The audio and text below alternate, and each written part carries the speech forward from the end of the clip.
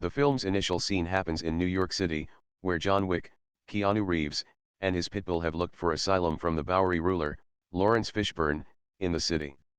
John is punching a board until his knuckles are bleeding when BK comes in and asks if he is ready to pursue the high table. John basically says certainly. John rides a horse into Morocco to pursue men working for the elder, George Georgiou. Right after killing those men, John faces the senior for his ring, but John is educated that the ring is no more. John then continues to carry out the senior before departing. Winston, Ian McShane, and Karen, Lance Reddick, are summoned by the Harbinger, Clancy Brown, to meet the Marquis de Gramont, Bill Skarsgård, who was sent back to New York by the High Table. Winston is scolded by the Marquis for not killing John when he learned that the elder had been executed.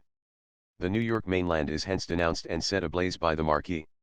In response to Winston's excommunication, the Marquis fires a single shot into Karen's chest. As per Winston, it ought to have been him who stays by his companion's side as he does. Donnie Yen plays Kane, a blind assassin, while Amy Kwan, who plays Mia's daughter, plays the violin in a Parisian park. Kane is instructed by the Marquis to pursue John. Although Kane claims to be resigned, the Marquis puts Mia's life in jeopardy if he declines the sets of the Great Table. John goes to the Osaka Continental, which is run by Shimizu Koji, Hiroyuki Sanada, a longtime friend of John's, and where his daughter Akira, Rina Sawayama, is his concierge. Despite Akira's lack of faith in John's presence, Koji agrees to provide him with covered safe haven when they meet on the roof. GD, Marco Zaro's right-hand man for the Marquis, and his hit squad arrive shortly to try to get John to leave. Arrows into the night are used to engage the high table assassins when Koji's own men arrive.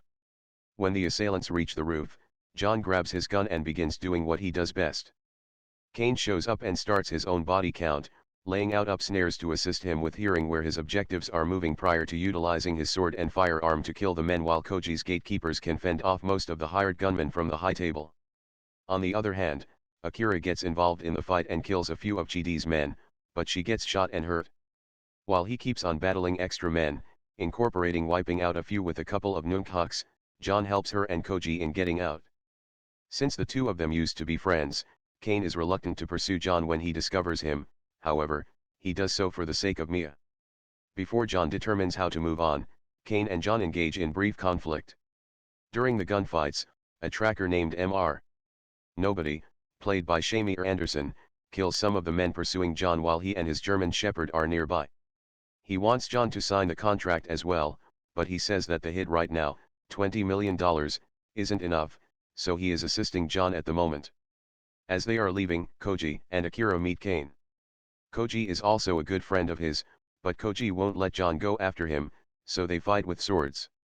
Koji doesn't surrender when it appears as though he can leave, however he continues to battle until Kane hits him and kills him. As her father passes away, Akira tries to grab his sword to kill Kane and holds his body. He tells her not to do so she doesn't go through what her dad did and that he will see her in the future. Akira faults John for her dad's passing when she finds him at the train station. If he does not comply, she threatens to kill Kane. Winston meets Bowery Lord since they are both mindful that since they are still near John, they are targets. In the interim, the Harbinger discusses the unnecessary bloodshed at the Osaka Continental with the Marquis. In any case, the Marquis says that it is important to kill John Wick as well as to scatter the idea that he is a strong person. After that, Mr. Nobody pays the Marquis a visit and asks for a contract to kill John for $23 million. In response, the Marquis impales his hand and forces him to choose between removing his hand and taking the knife to see where his ambitions lie. The Marquis acknowledges Mr. No one's solicitation and cuts between his fingers with his hand. At Karen's grave, John greets Winston and conveys his condolences to him. John is told by Winston that if he wants to be freed from the high table, he must challenge the Marquis to a duel, despite widespread belief that the high table duel myths were false. John's family is the only group that can support him in his work, but the Ruskaroma ripped his ticket and rejected him. John consents to search for them since there could be no other choice. John travels to the Ruskaroma in Berlin, where the minister gives him a shotgun salute before restricting him with a noose. His adoptive sister, Katya, Natalia Tina, greets him. She is upset with John because Peter, her father, was killed by the Marquis, who then ordered Peter's execution. Peter would have supported John in the duel. John makes a proposal to help Katia in making something happen for herself, and she advises him to pursue Killa, Scott Atkins, an individual from the German high table who killed her dad. John goes to Killa's nightclub, where Mr. Nobody and Kane are also, after finding John. Killa deceives the three assassins while they play cards with him, then orders his men to pursue them. John pursues Killa throughout the club amid careless clubgoers as Kane and No One, along with No One's dog, stand their ground against the thugs. John battles Killa by cutting his neck with a card, yet Killa utilizes his solidarity and weight against John. John is sought after by Killa's men, who end up in unsurprising carnage. Killa tries to stop John by pushing John over a balcony, but it doesn't stop him. John eventually cornered Killa, knocking him over a staircase and sending him plunging until he hit the ground face on and died. John then hands Katia one of Killa's gold teeth as evidence of his demise. John receives Katia's approval and her assistance during the ceremony, where he receives the family crest and support for the duel. Winston goes to the Marquis with John's official challenge document for the duel.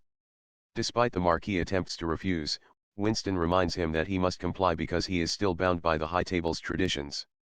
Furthermore, that's what Winston requests: if John wins, Winston will never again be excommunicado, that his mainland won't be denounced, and that his administration will be restored. But the Marquis tells Winston that he will be John's second and that if John dies, so will he. John arrives to talk to the Marquis about the conditions of the duel while the Harbinger is in charge. They will participate in a firearm duel at the Sacre-Cœur in Paris at the crack of dawn. There will be a programmed relinquishment and reason for execution if both of them neglects to appear by the cut-off time. If he can kill John, Kane, who will succeed the Marquis, will release him and his daughter. John is portrayed by Bridget Moynihan as sitting in a church to pay tribute to Helen. He learns about Mia and what he needs to lose from Kane, who greets him there with kindness.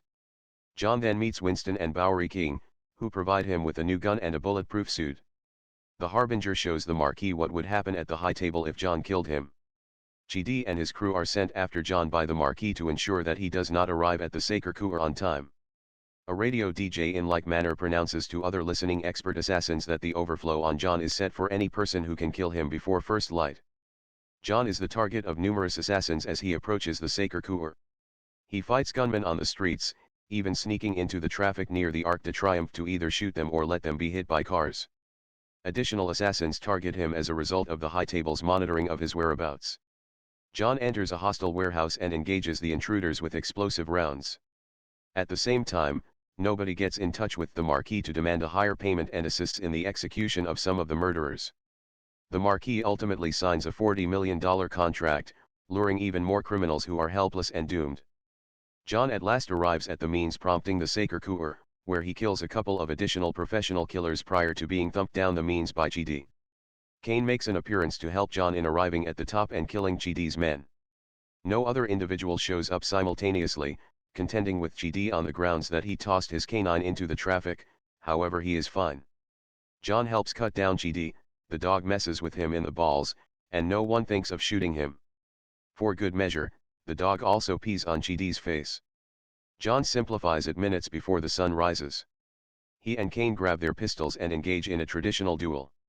Each person delivers 2 hits. In the third round, John is struck in the stomach by Kane, but he does not fire.